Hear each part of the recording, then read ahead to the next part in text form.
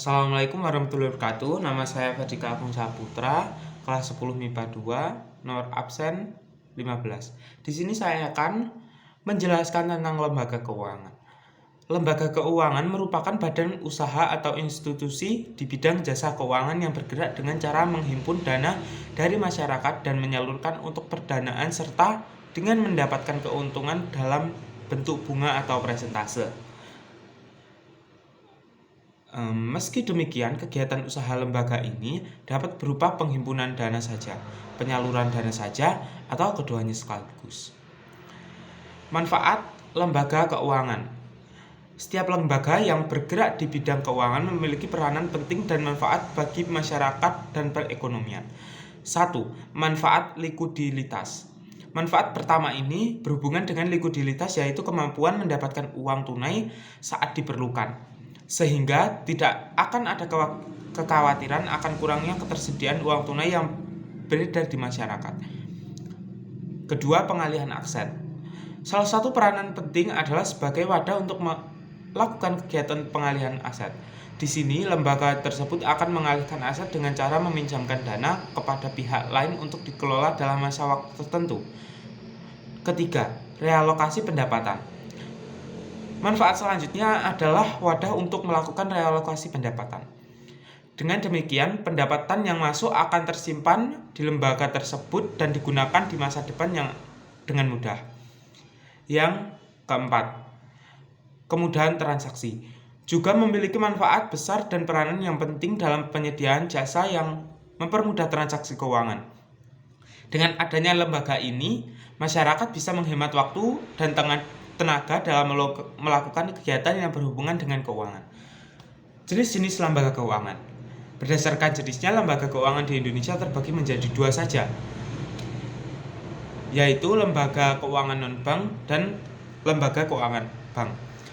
Lembaga keuangan bank yang dimaksud adalah lembaga perantara keuangan yang didirikan dengan wewenang untuk menerima dan menghimpun simpanan uang, meminjam uang, serta menerbitkan promise atau banknote.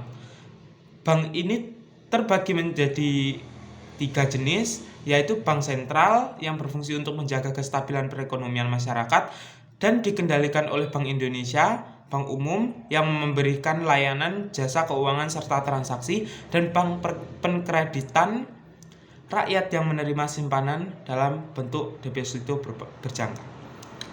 Lembaga keuangan non-bank. Ini yang kedua ya.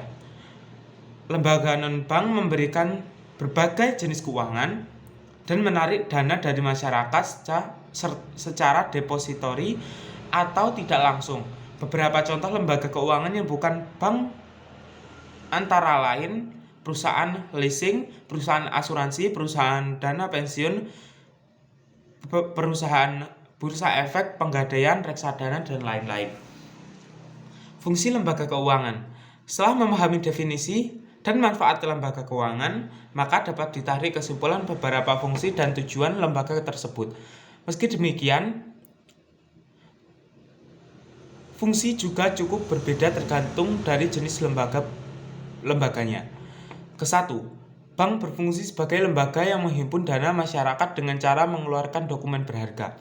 Yang kedua, selanjutnya, bank akan menyalurkan kembali dana yang sudah menghimpun tersebut dan menggunakannya untuk pembiayaan, baik di bidang ekonomi maupun pembangunan.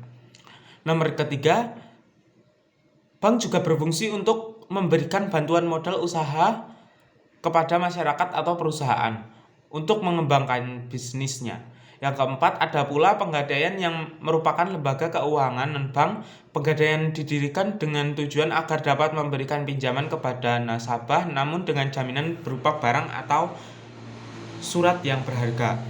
Yang kelima, ada pula koperasi yang memiliki fungsi dan tujuan yang mirip dengan bank.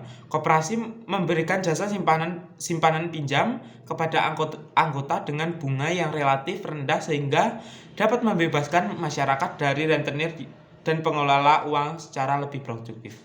Nah, sekian presentasi dari saya. Kalau ada kurang lebihnya mohon dimaafkan. Wassalamualaikum warahmatullahi wabarakatuh.